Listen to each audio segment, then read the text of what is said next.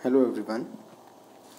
सो हमारा जो टॉपिक है नेक्स्ट वो आएगा features of globalisation and commercialisation of agriculture resources.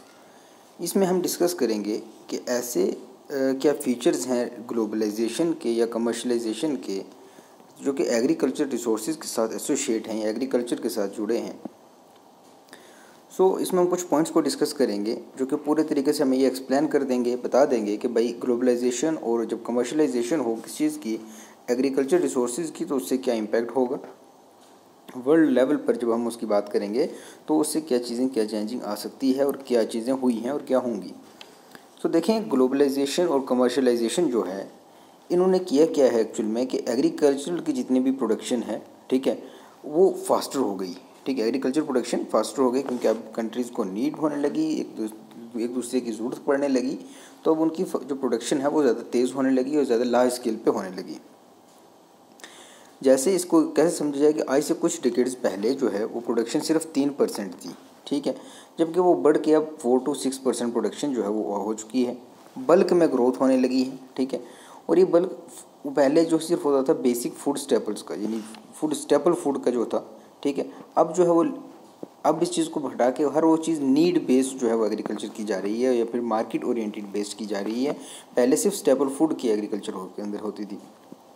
Okay, जैसे वो ये कि अब हमारे पास क्या है, हायर वैल्यू कमोडिटीज़ हो गई या कैश क्रॉप्स हो गई, जिनसे ज़्यादा बेनिफिट हो वही चीज़ की ग्रोथ होती है। ठीक है, हाई क्वालिटी कॉफ़ी, टी, इन सब की ग्रोथ की जा रही है। ठीक, अब जैसे ही हार्टिकल्चर का अब जो है मार्केट ओरिएंटेड हार्टिकल्चर जो है वो चूँकि अब उसकी नीड मार्केट के अंदर ज़्यादा है, वो भी ग्रोथ उसकी इमेंसली होती है, ज़्यादा उसकी ग्रोथ की जाती है और ये कंटिन्यू ग्रो हो रहा है।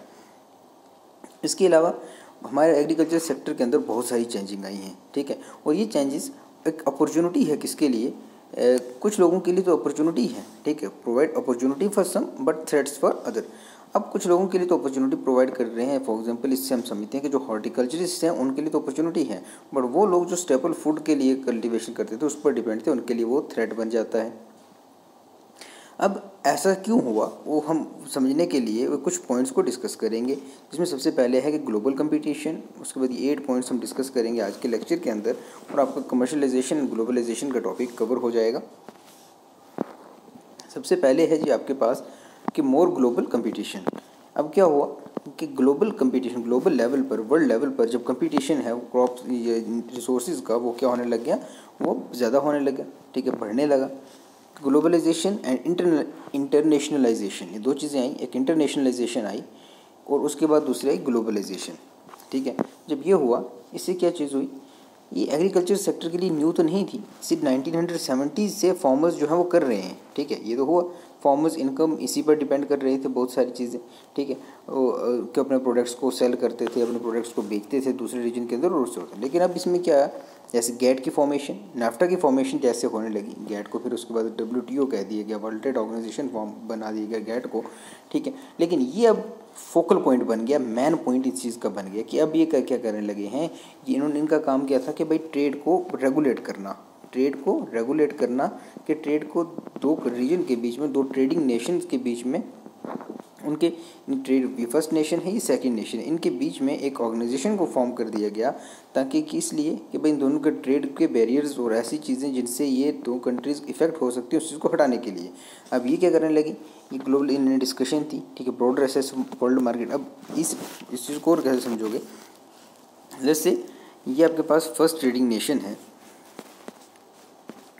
और ये सेकंड ट्रेडिंग नेशन है। अब पहले ये, अब विदाउट इनके ये क्या होने लगा था, इनके बिना ये सिर्फ दो आपस में ही ट्रेड करते थे। अब इनका काम था जैसे आपके पास नाफ्टा हो गया या फिर आपके पास गैट हो गया, इनका काम ये होना था कि भाई इन्होंने क्या करना कि इसको और ज़्यादा, इस कंट्री के जो रिसोर्सेज हैं तो फर्स्ट कंट्री की, इनको मल्टीपल इंटरनेशनलाइजेशन करना ग्लोबलाइजेशन का काम था। एक तो आपके पास इसका ट्रेड बैरियर्स हटाने हैं, ठीक है, और दूसरा क्या करना है, इसके रिसोर्स अब इस तक भी पहुंचाने हैं, इस तक भी पहुंचाने हैं, इस नेशन तक भी पहुंचाने हैं, इस नेशन तक भी पहुंचाने हैं, ठीक है। उसके बाद कमोडिटीज़ को भी देखना है कि कौन सी कमोडिटीज़ इस कंट्री को नीड है, इसको नीड है, इसको नीड है, और वो फुलफ़िल करने का काम जो है वो इधर से करना है, इस कंट्रीज जो कर रही ट्रेड के वहाँ से करना पड़ेगा। तो ये हुआ कि अब ग्लोबल कंपटीशन बढ़ गया। अब पहले जो है वो उसके रिसोर्सेज एक ही जगह पर थे, ठीक, अब एक ही रीजन के साथ ट्रेड कर रहा है, इसका कंपटीशन कोई नहीं है, इसको अब जो रिसोर्स चाहिए वो यहाँ से ले रहे हैं। अब इसका कंपटीशन बढ़ गया, इसको भी रिसोर्स मिल रहे हैं, इसको भी मिल रहे हैं, इसको भी मिल रहे हैं। अब ये जो रीजन होगा ये क्या करेगा कि भाई इनको देखेगा कि अगर प्राइसेस इसके अलग हैं, इनके अलग हैं, कमोडिटी के प्राइस ये अलग अलग दे रहे हैं, तो कंपटीशन कंटिन्यूसली बढ़ रहा है कि भाई उनकी नीड्स हैं, तो कंपटीशन अब इसका इफेक्ट इस पर होगा। ये क्या करेगा, अपनी प्राइसेस को इंक्रीज़ कर देगा कि भाई सबकी नीड है, मैं अपने प्राइसेस इस पर भी लूँगा, क्योंकि उसको पता है कि लेने वाले आगे रिसोर्स बहुत सारे हैं, जो उसमें से बेटर रिसोर्स देगा वही लेके जाएगा। तो यही चीज़ है ग्लोबल कंपटीशन के अंदर। उसके बाद आ जाते हैं second, expansion of industrialised agriculture. Industrialised agriculture, ये कमर्शलाइजेशन तो कर रहे हैं, कमर्शलाइजेशन हो रही है एग्रीकल्चर की। उसका मतलब क्या हो कि इंडस्ट्रियलाइज्ड एग्रीकल्चर को एक इंडस्ट्रियल सेक्टर के अंदर ले आओ, ठीक है, which means industrialisation of production की इंडस्ट्रियलाइजेशन हो, ठीक है। सब्सिस्टेंस यानी सेल्फ पर्पज से लेके कमर्शियल, सेल्फ से हट के कमर्शियल एग्रीकल्चर की तरफ जो है वो एग्रीकल्चर को बढ़ाया जाए। स्मॉल स्केल से लार्ज स्केल की तरफ लाया जाए, ठीक है, लार्ज स्केल प्रोडक्शन हो और उसकी मैनेजमेंट हो, and management link to the processor by either formal or informal arrangement. या तो इसको स्मॉल स्केल से लार्ज स्केल पे लेके आओ, ठीक है, सब्सिस्टेंस से कमर्शियल एग्रीकल्चर लाओ, उसमें फॉर्मल तरीका लाओ ताकि प्रोड्यूसर से लेके आगे ट्रेडर तक सब लोग जो है वो एक इंडस्ट्री फॉर्म बन जाए। और इंडस्ट्री जब बनेगी तो उससे क्या होगा कि भाई जो है वो ट्रेड है वो कंटिन्यूसली रेगुलेट होता रहेगा। उससे क्या और चीज़ क्या है, स्टैंडर्डाइजेशन आर इम्पॉर्टेंट कैरेक्टरिस्टिक। अब साइज़ और स्टैंडर्डाइजेशन एक ऐसा कैरेक्टरिस्टिक सेट कर दिया गया जिससे क्या होगा, प्रोडक्शन का लोअरिंग कास्ट होगी, ठीक है, कॉस्ट उसकी कम हो जाएगी। और यूनिफॉर्म क्रॉप, एक क्रॉप जो है वो कंटिन्यूसली उसकी प्रोडक्ट्स हैं और जो उसके एनिमल्स जो उसके फिट होंगे वो उसके स्पेसिफिकेशन के अकॉर्डिंगली ही वो जो है कंज्यूमर की नीड्स को फुलफ़िल करेगा। इस चीज़ को हम वो समझते हैं कि कंज्यूमर की नीड को फुलफ़िल करने से मतलब क्या हुआ कि लेट्स से आपके पास वन नेशन है, ठीक, कोई एक नेशन है जो कि एक आप उसकी अपनी एक स्पेशलाइजेशन है, किसी चीज़ के अंदर उसकी प्रोडक्शन होती है। अब वो प्रोडक्शन तो कर रहा है, एक नेशन के साथ ट्रेडिंग कर रहा है, लेकिन इस नेशन की सेकंड नेशन की रिक्वायरमेंट समथिंग डिफरेंट है, इसको कुछ और चाहिए, भाई यहाँ से ये चीज़ एडिशन चाहिए। अब ये वाला नेशन उसकी कंज्यूमर की इस नीड को, जो उसको एडिशन चाहिए, वो फुलफ़िल करेगा, उसके लिए क्रॉप लगानी चाहिए। तो इंडस्ट्रियलाइज सेक्टर का यही मतलब हुआ कि कंज्यूमर बेस जो है नीड्स हैं वो फुलफ़िल करनी है। अब उसके लिए क्या पैटर्न रहेगा कि फॉर्मल हो, इनफॉर्मल हो, स्मॉल स्केल से लार्ज स्केल हो, या फिर सब्सटेंस से कमर्शियल हो, बहुत सारे स्टेप्स आ जाते हैं उसमें किस तरीके से वो करेंगे। उसके बाद डिफ्रेंशिएटेड प्रोडक्ट्स आ गया कि प्रोडक्शन की क्रॉप्स की जो है वो क्या करना है आपको, डिफरेंट अलग अलग जो क्रॉप प्रोडक्ट्स हैं उनको आपको क्या करना है कि प्रोडक्ट्स की ग्रोथ करनी है, ठीक है। ट्रांसफॉर्मेशन ऑफ क्रॉप और लाइफ स्टॉक दोनों जो चीज़ें हैं वो कैसे होंगी, इन दोनों की प्रोडक्शन जो है from commodity to differentiated product, एक अलग तरीके एक क्रॉप जो ग्रोथ कर रहे हैं उससे आपको क्या करना है, मल्टीपल क्रॉप्स की डिफरेंट अलग अलग प्रोड्यूसर कंज्यूमर की डिज़ायर के अकॉर्डिंगली ही आपको है अलग अलग प्रोडक्ट तैयार करने हैं, ठीक है। दे डिमांड ताकि उनकी फूड सेफ्टी हो जाए, ट्रेस बैक एबिलिटी, बहुत सारी चीज़ों के साथ जोड़ते हैं कि मार्केटिंग फूड चाहे। अब उसके अलावा एक आ गया आपके पास डिफरेंशिएटेड प्रोडक्ट्स के अलग अलग प्रोडक्ट्स हों। उसके बाद आ गया मार्केटिंग फूड की, इसमें आपके पास बहुत सारी चीज़ें आती हैं, ब्रांडिंग आती है, एडवर्टाइजिंग आती है, पैकेजिंग आती है, food safety, product quality, product attribute, bundling with other food, बहुत सारी चीज़ें हैं। जैसे हम देखते हैं राइस, तो एक ही राइस आ गया। अब राइस की डिफरेंट आपके पास वैरायटीज़ होती हैं, ठीक है।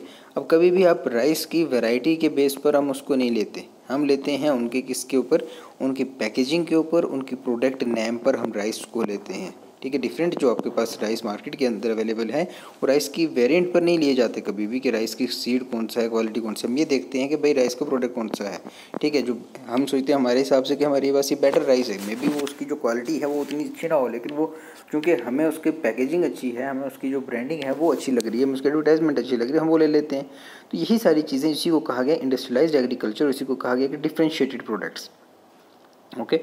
फिर उसके बाद आ गया प्रिसिशन, इसको कहा गया कि इंफॉर्मेटिव इंटेंसिव प्रोडक्शन, ठीक है, प्रिसाइज प्रोडक्शन, ठीक। प्रिसिशन फार्मिंग क्या है, कमर्शियल जब भी फार्मिंग की जाती है, मार्केट ओरिएंटेड जब भी फार्मिंग की जाए, जिसमें अब आपके पास global positioning system, farming general GPS जिसको हमने कहा, वो ये काम करता है, ठीक है। इंफॉर्मेशन इंटेंसिव की बात कही कि वो मॉनिटर्स करता है क्या चीज़, किस चीज़ को देखेगा, वो यील्ड को देखेगा। ठीक है, जीपीएस जब हमने इसके अंदर लेके आए हैं तो ये यील्ड को मॉनिटर करेगा। उसके बाद एप्लीकेशन, या उसको ये सिंपल लेवल में आप कह सकते हो कि जब भी हम कोई चीज़ प्रोडक्शन कर सकते हैं उसमें हम यूज़ करें किस चीज़ का, जीपीएस का, या फिर हम इसको टेक्नोलॉजिकली यूज़ करेंगे जो वो चीज़ें जो कि लार्ज एरिया पर कंट्रोल कर सकें, उसकी यील्ड कितनी हुई, कि कितने आउटपुट दिया उस क्रॉप ने। उसके बाद हम और क्या कर सकते हैं, इन्वायरमेंटल को देख सकते हैं कि इन्वायरमेंट को डिग्रेड करने में इस क्रॉप का क्या है, कॉस्ट कैसे कम की जा सकती है।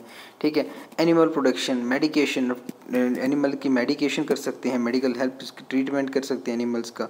उसके बाद पर्टिकुलरली कुछ एनिमल्स को हम ब्रीड करते हैं, ठीक है, ताकि बेटर क्वालिटी मिल सके। ये सब आ जाता है आपके पास प्रिसाइज इंफॉर्मेशन इंटेंसिव प्रोडक्शन की। ऐसी प्रोडक्शन करनी है जिसमें किसी भी चीज़ का क्या लिया जाए कि उसकी इन्फॉर्मेशन ले ली जाए ताकि मैक्सिमाइज़ कर सकें क्या चीज़ को, इकोनॉमिक रिटर्न्स को, कि जो हमारे पास हम ब्रीड क्यों करते हैं एनिमल्स को। दो डिफरेंट आपके पास एनिमल्स हैं, एक के पास मिल्क की प्रोडक्शन ज़्यादा है और दूसरे के पास, मान लो हम क्या करते हैं, जैसे इसमें हम एक के पास मिल्क ज़्यादा और दूसरे आपके पास मीट ज़्यादा प्रोडक्शन करते हैं, हम इन दोनों को ब्रीड करवा देते हैं। अब इसमें से एक ही तैयार होगा जिसमें मिल्क की प्रोडक्शन भी ज़्यादा और मीट की प्रोडक्शन भी ज़्यादा आ रही है, ताकि अभी पहले वो दो अलग अलग जानवर आपको रखने पड़ते हैं, अब एक ही से दोनों चीज़ें फुलफिल हो रही है, मीट भी प्लस मिल्क भी। ठीक है, तो ये चीज़ को कहा गया था कि मैक्सिमम क्या कर सकें, इकोनॉमिक रिटर्न्स को करें, इसी को कहते हैं प्रिसीजन प्रोडक्शन। फिर आएगा emergence of ecological agriculture. Recent time के अंदर, रिसेंट डिकेड्स में ये चीज़ सामने आई है कि अवेयरनेस जो है, अवेयरनेस किस चीज़ की, the importance of the perspective and practice of agriculture, of ecological agriculture. अब इकोलॉजिकल एग्रीकल्चर एक नई टर्म आप लोगों के लिए है। इकोलॉजिकल एग्रीकल्चर क्या चीज़ है कि agriculture can not function in as an isolated system, कि एग्रीकल्चर कभी भी अकेले काम नहीं कर सकता। ठीक है, as a no exchange of matter और energy with its involvement, without having taking involvement into consideration agriculture can not work. जब तक इन्वॉल्वमेंट एसोसिएट नहीं है, आसपास वाला इन्वॉल्वमेंट एसोसिएट नहीं है, कोई भी क्रॉप, कोई भी एग्रीकल्चर, कोई भी हम एनिमल्स की वो चीज़ नहीं ला सकते। ठीक है, इन्वॉल्वमेंट का उसके साथ बहुत बड़ा रोल प्ले करता है। ठीक है, agriculture must consider the limits of nature. Agriculture को नेचुरल रिसोर्सेज की लिमिट्स पता होनी चाहिए, ताकि कितनी एग्रीकल्चर कमोडिटी, अगर आपके पास किसी जगह पर हम राइस की कल्टीवेशन कर रहे हैं तो हमें पता होना चाहिए कि यहाँ पर हमें वाटर की अवेलेबिलिटी है, यहाँ पर इतना टेम्परेचर है, यहाँ पर सॉइल इतनी फर्टाइल है कि हम कर पाएंगे। तो ये इसको कहा जाता है इकोलॉजिकल एग्रीकल्चर। उसके बाद आता है formation of food supply chains. देखो, एग्रीकल्चर सिस्टम को तो ग्लोबलाइज कर दिया गया, वर्ल्ड लेवल पर ला दिया गया। ठीक है, अब कुछ चीज़ें ऐसी हैं जो कि हॉलिस्टिक हैं, यानी हॉलिस्टिक का मतलब क्या होगा कि इंडिविजुअल हैं, यानी एक ही इंसान जो एक ही चीज़ या एक ही रीजन जो है उसकी प्रोडक्शन करता है। ठीक है, अब उसी चीज़ को जब हम क्या करते हैं, इस चीज़ को ऐसा समझो कि पहले एक रीजन था। ठीक, फूड सप्लाई चेन का मतलब क्या होगा, एक रीजन किसी चीज़ की प्रोडक्शन कर रहा था, अब उस चीज़ को हमने फैला दिया। ठीक है, अब हमने क्या करना है कि उसी सिर्फ एक ही चीज़ प्रोडक्शन, मान लो इस चीज़ यहाँ पे हम करते हैं कॉटन की प्रोडक्शन की बात करें, सिर्फ इंडिया के अंदर जैसे हम एग्जांपल लें तो आपके पास महाराष्ट्र का कुछ रीजन या गुजरात का कुछ रीजन जो है वो कॉटन प्रोडक्शन कर रहा है। अब हमें जब इसको सप्लाई चेन बनानी है तो उसको हमने उन सभी रीजन्स के अंदर भी लगाना है, ताकि जहाँ से क्या हो सके, यहाँ से अगर मटेरियल की रिक्वायरमेंट फुलफ़िल ना हो तो हम इस सेकेंडरी जो हमने अल्टरनेट जो बनाए हुए हैं चैन, यहाँ से रिक्वायरमेंट फुलफ़िल करके इसको हम क्या करें, ग्लोबलाइज कर दें। इसी चीज़ को हम समझ सकते हैं कि क्या है ये फूड सप्लाई चेन्स। तो इसी को अब नेक्स्ट पॉइंट है इंक्रीजिंग रिस्क। एग्रीकल्चर देखो हमेशा ही एक रिस्की बिजनेस है, क्योंकि एक्सेसिव, क्योंकि इन्वायरमेंट के साथ, नेचर के साथ जुड़ा है, तो नेचर की कोई भी चीज़ स्टैटिक जो है वो नहीं है, आपके पास कभी भी कुछ भी चेंजिंग हो सकती है, और ये रिस्क कंटिन्यूसली जो है वो बढ़ रहा है। अब आपको पता है कि कभी ड्रॉट हो गया तो भी क्रॉप्स के लिए कुछ है, अगर कहीं पर एक्सेसिव रेनफॉल हो गई तो भी क्रॉप्स के लिए कुछ है। इसीलिए ये चीज़ों को प्राइस, वेदर, डिजीज़, ये सारी जो है इस एग्रीकल्चर इंडस्ट्री के लिए थ्रेट है। ठीक है, उसके बाद डाइवर्सिटी है, डाइवर्सिटी कर देगा जो एग्रीकल्चर प्रोडक्शन को। डाइवर्सिटी क्या करेगा, also increasingly characterising the type of products produced even with in a segment और सेक्टर ऑफ एग्रीकल्चर। कि डाइवर्सिटी हमेशा जो है वो इंक्रीज़ होती रहती है, चाहे वो एक सेगमेंट के अंदर हो, किसी भी सेक्टर एग्रीकल्चर के अंदर हो, तो डाइवर्सिटी जो है वो उसमें बहुत बड़ा रोल प्ले करती है। अब इतनी बड़ी डाइवर्सिटी, कंटिन्यूसली डाइवर्सिटी इंक्रीज़ हो रही है कंज्यूमर की डिमांड पर और उनकी opportunity for food product differentiation, चाहे वो प्रोडक्शन लेवल पर हो, ठीक है। Farmers are no longer just producing commodity crop and livestock products, ठीक है। अब फार्मर्स सिर्फ जो है वो पहले की तरह क्रॉप्स नहीं लगाते या पहले की तरह एक एनिमल नहीं लगाते, एक एनिमल नहीं कुछ उसकी डोमेस्टिकेट करते, और वो डिफरेंट कर रहे हैं, ठीक है। एक अगर फार्मर कुछ कर रहा है तो दूसरा फार्मर कुछ कर रहा है, तो उसमें डाइवर्सिटी आ चुकी है। और ये डाइवर्सिटी भी ग्लोबलाइजेशन और कमर्शलाइजेशन के लिए फीचर है कि अब हमारे पास सिर्फ एक चीज़ की प्रोडक्शन, हम एक ही चीज़ नहीं कर रहे हैं, हम मल्टीपल जो है डायमेंशंस हैं उसमें हम उनको ग्लोबलाइज कर रहे हैं। जैसे अगर आपके पास, आपका एग्जाम्पल में यहाँ पे आप देखो क्या लिखा है, some farmers are producing high oil corn while other neighbours are producing white corn और हाई स्टॉक कॉर्न। अब कॉर्न की एक दो पड़ोसी हैं और एक जो आपस में उसको क्या कर रहा है कि भाई एक अलग तरीके के कॉर्न प्रोडक्शन कर रहा है, दूसरा अलग तरीके की प्रोडक्शन कर रहा है। तो कॉर्न रहा है लेकिन उनकी प्रोडक्शन जो है वो अलग अलग है। अब हमारे पास कॉर्न की भी दो टाइप हो गई, डाइवर्सिटी हो गई। ऐसे ही राइस की एग्जांपल ले लेते हैं कि एक जो है वो फार्मर आपके पास राइस की एक वैरायटी लगा रहा है, दूसरा जो है राइस की सेकंड वैरायटी लगा रहा है। तो इससे क्या हुआ कि हमारे पास वेरिएंट आ गया, हमारे पास डाइवर्सिटी आ गई। अब ये सारे पॉइंट्स डिस्कस करके हमें ये चीज़ पता लगी है कि जब ग्लोबलाइजेशन या कमर्शलाइजेशन की जाए एग्रीकल्चर की, तो उसके साथ क्या चीज़ एसोसिएट होती हैं, बहुत सारी चीज़ें एसोसिएट होती हैं, चाहे वो रिस्क हो, चाहे वो डाइवर्सिटी हो, चाहे वो हम क्या कर सकते हैं कि आपके पास इंफॉर्मेशन प्रिसिशन हो, ठीक है, इन्फॉर्मेशन वाला हो, चाहे वो आपके पास अलग अलग प्रोडक्ट्स की प्रोडक्शन हो, ठीक है, एक्सपेंशन हो, एग्रीकल्चर को इंडस्ट्रीज के अंदर लाया जाए, या फिर आपके पास इकोलॉजिकल एग्रीकल्चर हो। इन सब के साथ जुड़कर या इन सब के साथ काम करके या इन सभी पॉइंट्स को कंसीडर किए बिना कमर्शलाइजेशन या फिर ग्लोबलाइजेशन जो है वो नहीं हो सकती। इसलिए ये सारे पॉइंट्स को कंसीडर करना पड़ेगा अगर आपको क्या करना है, ग्लोबलाइजेशन या कमर्शलाइजेशन एग्रीकल्चर की करनी है। एग्रीकल्चर रिसोर्सेज इस तरीके से काम करते हैं और ऐसे ही काम कर रहे हैं, ठीक है। सो ये हमारा टॉपिक कंप्लीट हुआ। Thank you very much.